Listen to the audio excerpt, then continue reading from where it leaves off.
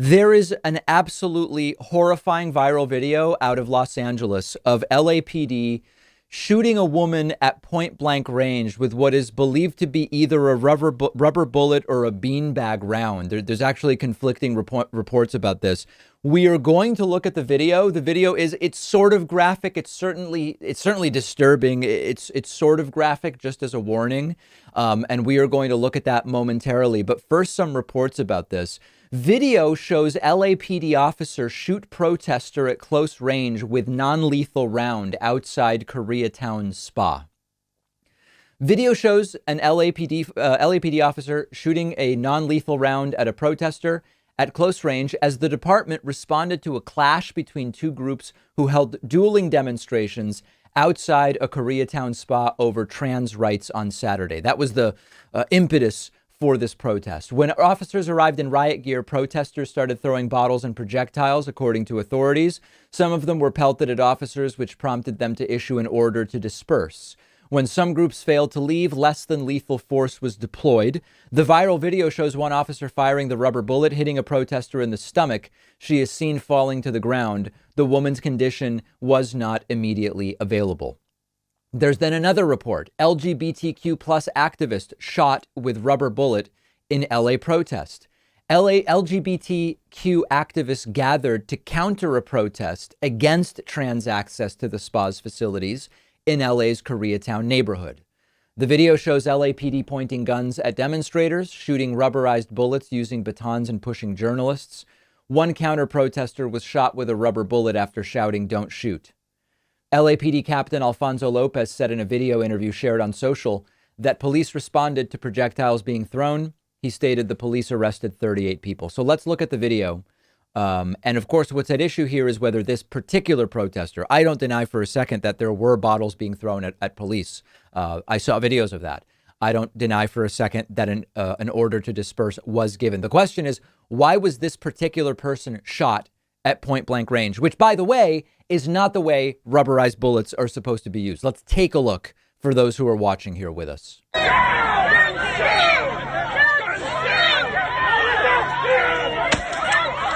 Wow.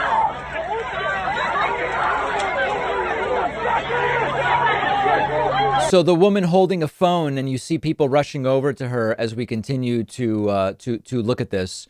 And at almost point blank range, just an unbelievable video. And again, it's one of these things where if there's an explanation for why that's reasonable, I'm having a hard time even imagining it, because we see what the woman is holding.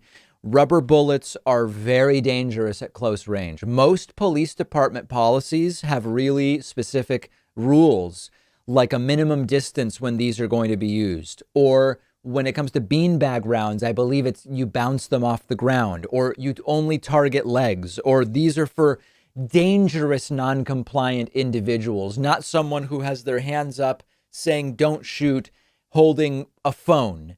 And so, of course, you immediately see the right-wingers come out and say, well, she shouldn't have been there. There was an order to disperse. Where are they on that exact explanation for Ashley Babbitt, who was trespassing? Remember, this was not at the Capitol. This was out on the street.